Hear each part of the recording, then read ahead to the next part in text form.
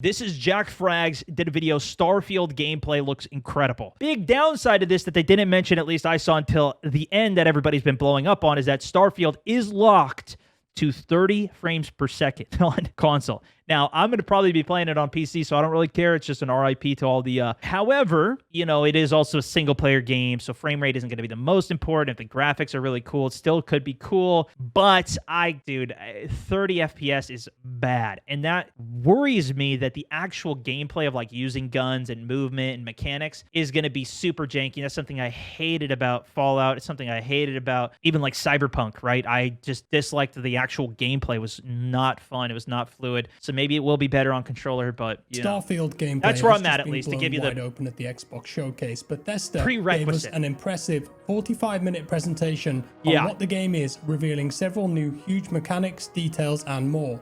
And right now, I'm going to give you all of the important details in a bite-sized fashion. Also like, some really cool stuff in here. Look at the gunplay. So with that said, let's get stuck in and take a look. Drop a like. The way it sprints, the way it shoots. Get this video out there. Thank you. Yeah, guys, go sub Jack Frags. Go give him a like on everything that he does. This dude is incredible. I've been watching him for a very long time. But that's what I'm talking about. And I think maybe I'm just spoiled because I play so many first-person shooter games as like my main genre of game, that like the animations, the way the gameplay, the movement feels is so good that like, but that's not necessarily the main focus of this game.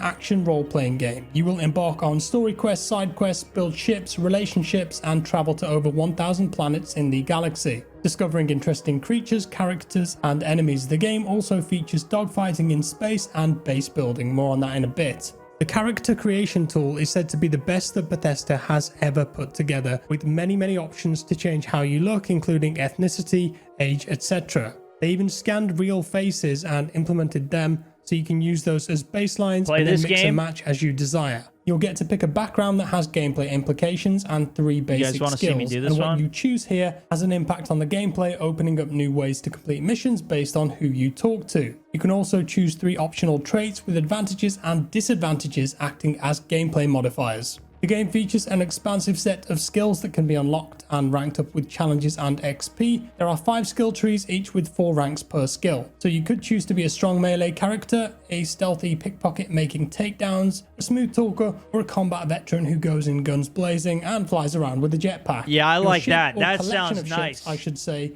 is how you'll get around the galaxy. And the cool thing about this is that you can build them in many different ways, changing where individual modules and components are. They showed a couple of crazy builds where people had made animal-shaped ships, such as a platypus or a spider, or even Optimus Prime here. Oh my gosh. You can recruit crew for your ship too, whether that's cities that you discover randomly on a planet where you found someone who's deserted, and they can actually go onto your ship, look after it, help you in different ways, and of course you can converse with them too, and romance options. Romance options. See, I feel like it's more of the adventure and the exploration that is the focus for a game like this. And as well as just like the creativity of the freedom of the tools. This is what I really enjoyed about even Zelda, right? Like you can combine all of these different things in Tears of the Kingdom that allowed you to have so many crazy options. And more games are going through this route, although, you know, not to the same extent as something like Minecraft or Roblox has offered. But I feel like this is more of a necessity in games now, and especially if you have 1,000 planets to go to, you have the insane level of expansion. Now, I don't think this is going to be like, what's that game called, Star Citizen, where it's that thing's been in development for like 8 years or so. I played it like 4 or 5 years ago, and it was super, you know, buggy and low FPS and whatever. But like, it's a big, gigantic project that they are working on that is going to be like a monumental game that is obviously taking a long time to develop, and sure, and they got their own giant audience and everything that really likes that. Sweet. I feel like this is trying to kind of bridge the gap between that insane level of customization and gigantic world that is being created, but then being further along than what like No Man's Sky was, which No Man's Sky was initially saying that thing was even going to be multiplayer, and as you were going through the world, you'd run into other people throughout the universe, which of course was not true. And apparently they made a lot of updates to it. I did go back and play it one day, but I feel like this is somewhere in the middle of those, as well as to that same point of what Jack was just talking about, is the actual character story where you can meet other people, you can, you know, have romance, whatever. Like, they did not have that in No Man's Sky. You would go to an NPC, there was just nothing. On all of them, there was like these aliens, but you didn't know who any of them were or whatever. Again, maybe they've expanded that story and lore. I have not kept up with it. It's kind of one of those things where it's like, what is the first impression of the game? That's why I'm a bit worried about the 30 FPS side of it, and like, is this game really going to be polished enough to be fun to play through? But if it is just a story and it's not like this ever expanding multiplayer online thing, then I think this has better odds than what I was initially anticipating. And I'm very reserved with it. And I think this was part of the problem even with Fallout 76. It was, you have all these people that are trying to come to, I think when they try and make things multiplayer, a lot more can go wrong versus it just being a good, solid single player game, which Mass Effect, right? I never got to play Mass Effect.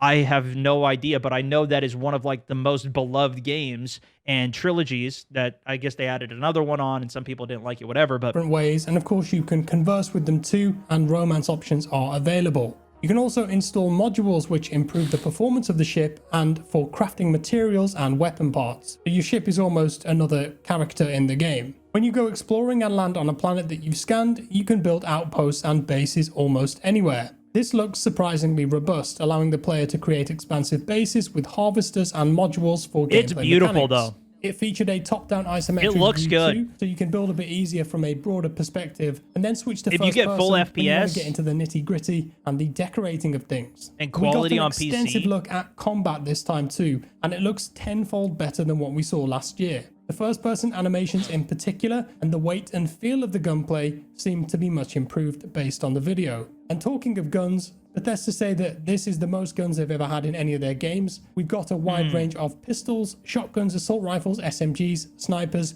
grenade launchers, miniguns, rocket launchers, freeze grenades, frag grenades, all customizable with mods such as sights, grips, muzzles, explosive ammo, etc. If you want to be more stealthy, you can equip a suppressor if you'd like. Gravity and zero gravity also affects the combat too. The animations in world and detail looks really good. Style combat where you're boosting around further with Especially for jetpacks, and actual interestingly, gameplay. in zero gravity areas, firing guns will push you backwards because of the recoil. Oh, Some nice that's attention to actually detail there. sick. In terms of dog That is so cool. And I will say, like, look at the actual world here. Look at the more stealthy, detail you can- itself. I don't know how fluid it's gonna play or feel. equip a suppressor if And even like the way you'd some like. of those animations, Gravity I don't and know. Zero gravity I don't also know. affects I don't the know. combat too. Low gravity planets But involve this looks really cool. The gravity effect.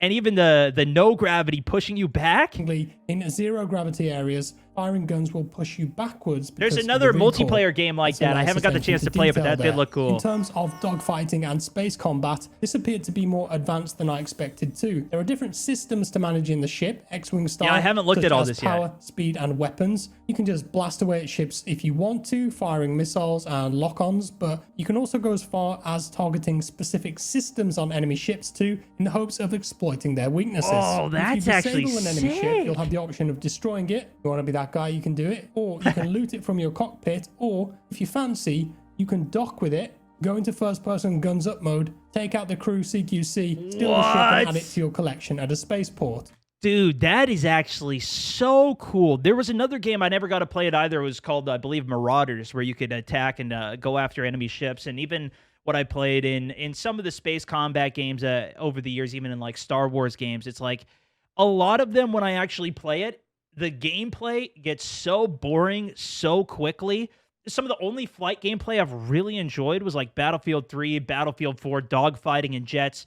I feel like the gravity and actually having to deal with, all right, I'm going up, so I got to hit a little bit more thruster. Now I'm going down, so now I've got gravity going with me. I need to let off the thing so I can get a sharper turn. Like, I feel like managing the movement with gravity was a lot more fun than what I've had from the experience of playing in space combat games. But if you can target actual systems, and, we'll see how it actually feels. But, like, if there's more to the actual gameplay loop itself than just, trying to put a little circle in another little circle, this is how... I know I've played a couple other ones in the past, but it's like, usually that's what it comes down to. And the fact you can board it, dude, that's actually crazy. Steal the ship and add it to your collection at a spaceport. And flying around in space as you go from planet to planet, you will that's discover cool. many I like things to that. divert your attention. It could simply be a new location or an interesting moon, or another example they gave was this massive space yard here. The player found it, docked with it, walked around looking at shops and interacting with people on board, and discovered goods and missions. A different occasion showed the player docking with a huge battleship and conversing with the crew, potential opportunity to gather technology and better weapons, and then quite differently, a giant cruise ship to wander around and explore. You'll be navigating dangerous asteroid fields too, and fighting many pirates along the way. As I mentioned at the start, Bethesda said that this game has 1,000 planets. However, there are some procedurally generated elements to them, and your experiences on one planet may be different to a friend who's playing the game in terms of how it looks, the location of things, the bad guys there, and the wildlife. From the language they used, it was a bit ambiguous in places, but I gathered that most of the planets in the game will be procedural, with some handcrafted elements and locations on each of them that are vital to the story of the game. I think this is just like the nature of space games and universes anyways, is like there's going to be a lot of just empty area that's like, you know, it's space. What do you kind of expect? But I also feel like that, you know, at least for me, some of that can be pretty boring, where it's like I like to have at least something going on or something being there. And like I like the handcrafted experience of games personally, where it's like even if it is a linear game that you're going through, if you have these giant cool cinematics and these crazy moments and things you get to experience rather than it just being random. But I feel like that's just a different style of game and as what well. will those like, handcrafted I think this could work locations very be well like? for it. Well, they showed a few of them with a ton of detail. What the heck? Handcrafted This must be like a... be like? Well, they showed a few of them with a ton of detail. The biggest this is the handcrafted, presentation was on this place here called New Atlantis City, and this was the first human civilization built in space. This place had massive skyscrapers, art installations, museums, coffee shops, a ton of things to see and do by the looks of it. Full of interesting characters and quests for you to complete, or just leave as side quests, which you never end up doing. It's also home to the Constellation, who are a group that seem to be pivotal to the story, me in a lot of intent ways. on finding answers to humanity's biggest questions. Who are we? Why are we here? That kind of thing, I'd guess. And some of these guys will end up in your crew. Other places they mentioned were Saronia on Mars, which is a massive mining facility. Mining will be a big part of the game for crafting as you're going around the planet, scanning rocks and gathering minerals, I assume. And then there was the Restart Collective Aquila City. This had a very, very Fallout New Vegas vibe with cowboy-looking people and old Western stuff going on. Might be some fun quests. This looks like it's all part of the game as well. Like like it's actual gameplay. Like, look at this. But we've also seen clips like this in the past where it's not, you know, like especially there's a lot of games that come to mind, but even like, you know, Watch Dogs or something where you see the gameplay and it's like, okay, but then when you actually play it, or like Cyberpunk, and there's really only 2 people there. There's not a whole village full of people. Like, this is all just procedure. It's all just stuff that they've created for these types of hype pieces and announcements. So I don't know. And even, especially this game, the devs, I don't know. I don't know if I can trust it, honestly, even seeing this. Might be some fun quests there. Maybe you could become the sheriff. Cool, that'd be cool. Neon was another place in stark contrast with that, with vibrant lights, kind of looked a bit cyberpunky, and this is a pleasure city where anything goes. So you'll most likely be embarking on many seedy and dirty missions here. Get yourself a bad reputation, perhaps. There are also many factions in the game too, which you can choose to join or take down depending on your proclivities for your character. And you'll navigate to all of these planets with fast travel if you want to, via the star map, by the way. And before you ask, yes, sadly, landing and taking off on planets is still a cutscene to hide loading. Unfortunately, you can't go from space to planet and vice versa in real time, like in games such as Star Citizen or No Man's Sky. Yeah, that was something where... Bethesda say that this game uses a next-generation lighting model with global illumination and an all-new animation system for first and third-person actions. The way that the biomes and weather look on any given planet is affected by the distance of the planet from the sun. You might recognize an adoring fan from Elder Scrolls Oblivion, love him or hate him, and there's a deadly robot companion called Vasco who can come along with you for most missions. That's about it. I mean, if they deliver on everything promised in this presentation, this game will be huge. There are so many systems at play here with intricate detail and mechanics. On the surface, it feels like there's a lot of depth and you could get lost in this game for hours. But the question is, Will this all gel well together? Will the story be interesting enough? Yeah, What's the that's performance true. going to be like, and how buggy will it be? We'll have to wait and see, and I wish them luck. The concept is fascinating, and I'm more eager to play this now after watching this. It releases on the 6th of September, so not long to wait really, but I just wish that it had co-op so I could explore this galaxy with a friend, but fingers crossed someone mods that in pretty quick on the PC after launch. And with that said, that's all for today, guys. Let me know your thoughts. Yeah, I don't know, man. I don't know. It seems very exciting. It seems very cool. Again, Jack Frags great dude. We'll link his channel here as well, but I can't recommend it enough. And yeah, we'll see how it goes, man. We'll see how it goes. I'm more of a skeptic on it. I'm a much more of a skeptic on that game.